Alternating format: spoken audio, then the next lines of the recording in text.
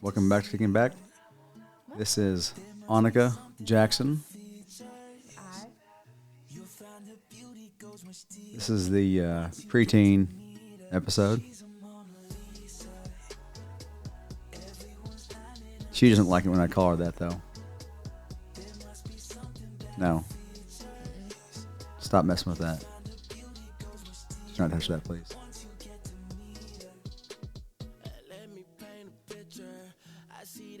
Okay. Annika, tell us about yourself.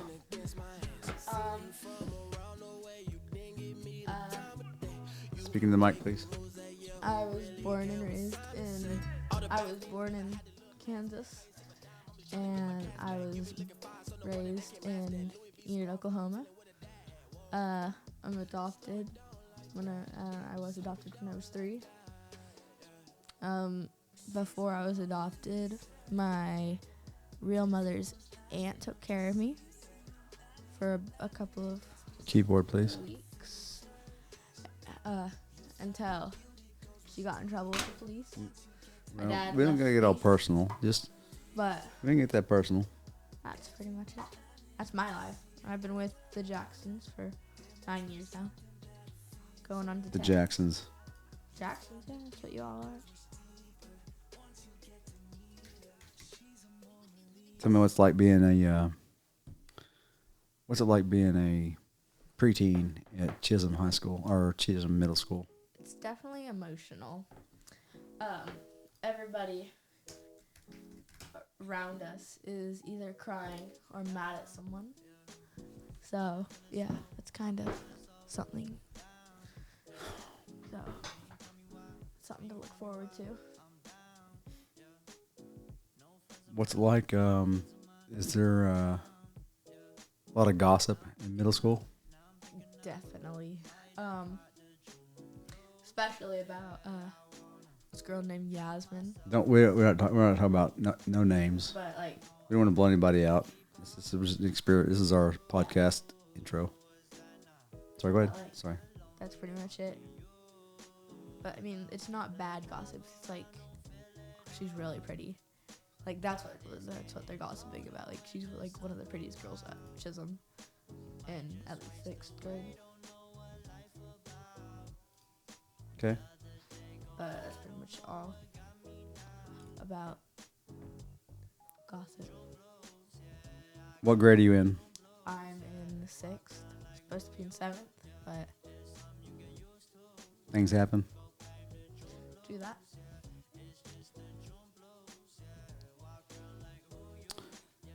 Do you have to deal with peer pressure? Yes, quite a lot actually. People are very persuasive in middle school. They've gotten the technique of manipulation down, I guess I can say. Right. Even I have, but I don't enjoy doing it. It's not something I want to do to people. Let's see. I'm gonna play these buttons here real quick. A lot of times, kids are cruel to each other. Is Why is that? people feel like they need to feel validated by others, so they feel like they need to put others down to feel validated by their peers, and that's why they put other people down, because they feel they need that validation from someone else other than the people that already give them that. They want more and more and more, and that's why I mean, I even do it sometimes. You do it. You like validation from other people. Like, you can't say no to that. Like, What's the definition of validation? this definition of validation is getting someone's opinion about you, trying, Confirming the way you feel about yourself, or what? yes, feeling the way you feel about yourself. Like, if I were to ask you, how do you feel about being the owner of Jackson's? And like someone else would say something about that, and that made you feel good about yourself. Yeah, right. It does. That's just their validation about you. Okay, that's fair. Where you work. What about um, there's a big drug epidemic happening with young people. Oh, Chisholm has had experience with that just at the beginning of the semester. We're in our second semester, 2023, and You don't have to. I don't want to hear a bad story about someone, but we're not. I'm do, not doing that. okay. We've had experience with people in the boys' bathroom and the Like female what kind of bathroom. experiences? I mean, like, there's been people have found weed and drugs in the boys' bathroom hidden by, and we had to have the police, their dog, come in and sniff it out. And even in the girls' bathroom, someone was smoking a vape in there. And I mean, like, Are they your age? Are they 12 years old? no, they were 8th graders and 7th graders. It's scary as a parent, you know. Yeah. Electronics, TikTok, all kinds of crazy videos. What? Yeah, that's true.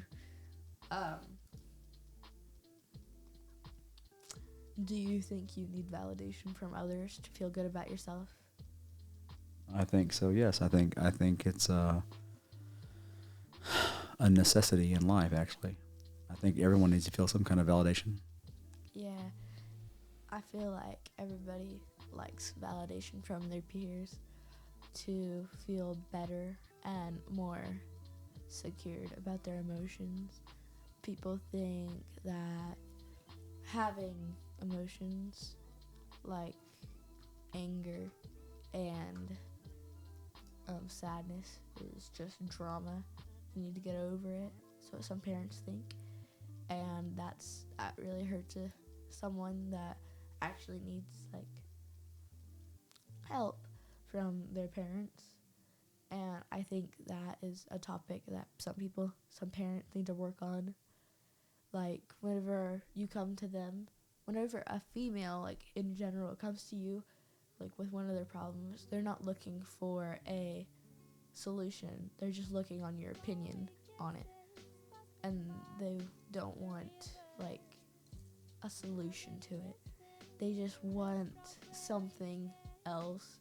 They want that you to make them feel safe. They want you to make them feel like you agree with them, like, and even I need that sometimes. Whenever I come to you with like a problem, I don't want you to give me a solution. I don't want that. I just want you to make me feel safe and be able to talk to you without you bringing up something that I've done in the past. Right. That shuts me down, and Right. that makes me feel terrible about myself. And people at school bring up weight.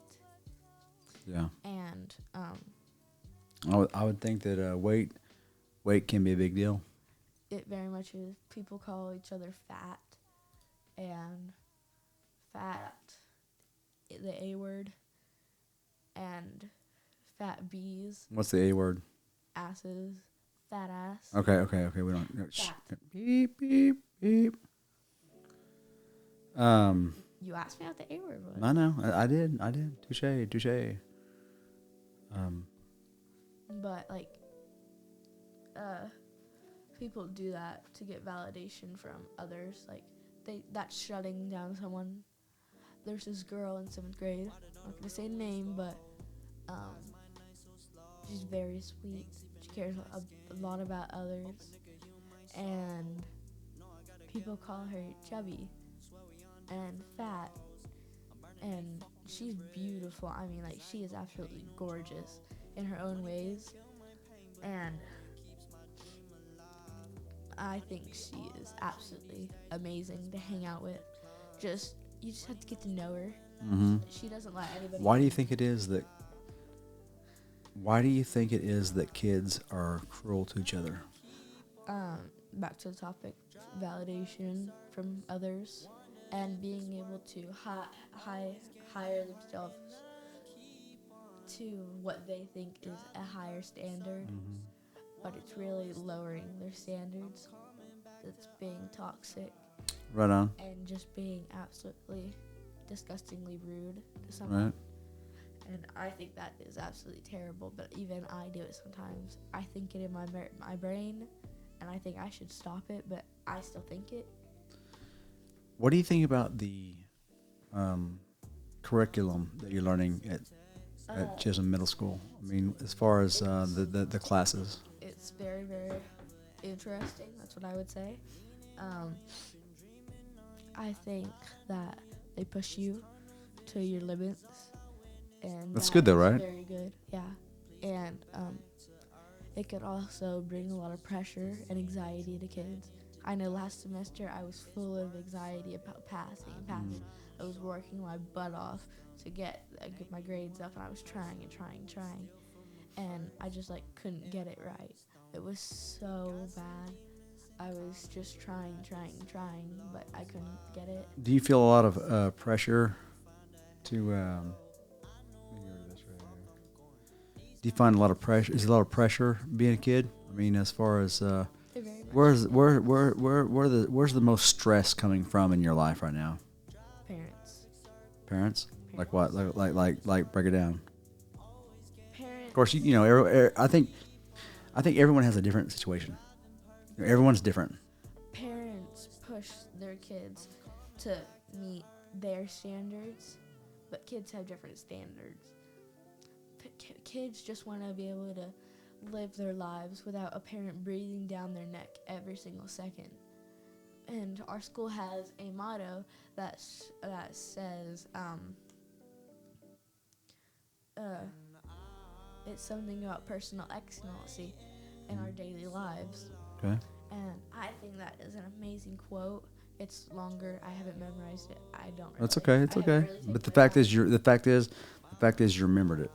Yes, and I think I've tried my best to reach personal excellency, but my parents breathing down my neck, that gives me a lot of anxiety in me, to where I think I should be better. I'm terrible. I should do even better. I'm not worth it. I think that is really hard for some kids, because y'all do it to me sometimes in Rowan. Right. And that's really hard on us. Why do you think that we are hard on you? Why do you think that is?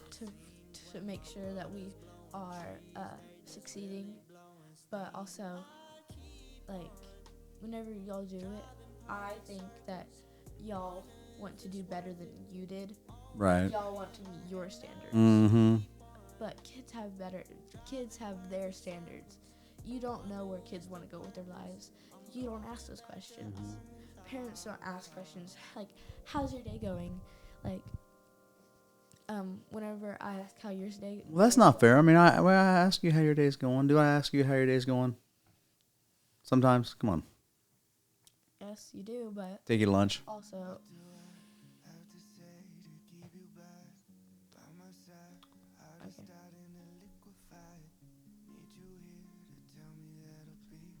Did that go too far? That's shutting someone down. Mm. Okay, that's fair. That's saying. You're saying, like, I do everything for you. You know what? Let's change the subject. If you were to have your own show, what would it be about? Probably how teens and preteens should be treated by their parents. Yeah. I know I get treated. That doesn't sound very fun. Like I'm talking about like. Your car show doesn't sound very fun. Looking at cars isn't very fun. Looking at cars? Yeah, it's not very fun. Looking at cars is not fun. How does that make you feel? Like, that shuts you down a little bit. No, if you're saying that you would like to have a show about relationships with parents, then I'm down. I just was trying to put it into a light, kind of a more. It's not putting it into like shutting someone down. Okay, fair enough. I agree. My idea is my idea. I got you. I agree. You say something along the lines of, you should probably enlighten your topic a little bit, add more stuff to it, and I would. I didn't mean to make it personal. You did, but okay, whatever. I think I would put it on how you should the relationships of parents and teens, because what I do to make my life better is I try to listen, but sometimes that doesn't work out. So I try my best to do better, do better, do better. Right And on. then I put myself into this anxiety state to where I can't feel like how a normal teenager is supposed to feel. I feel like And I hate that. I'm sorry if I put you in that kind of state of mind. I mean, I hate that. I think it's because we have fear. We have fear of parents have fear that their parents are going to that their kids are going to end up,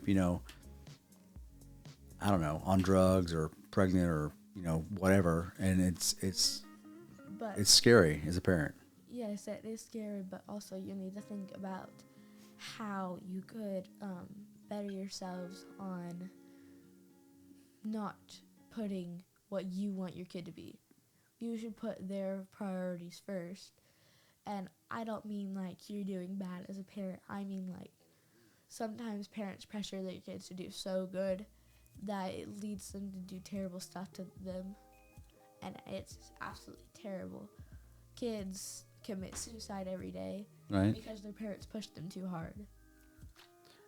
Is it because are they yelling at them or are they saying do your homework, clean your room, or is it a miscommunication problem? What do you think it is? I think it's probably too much anxiety, depression, and pressure. The parents push their kids so hard that it leads their kids to think that they just want better. They want good for me, but it feels like they don't love me as much. Right? Is there a possibility that there's some kind of responsibility on the kids' end too? I mean, the kids kind of you gotta kind of,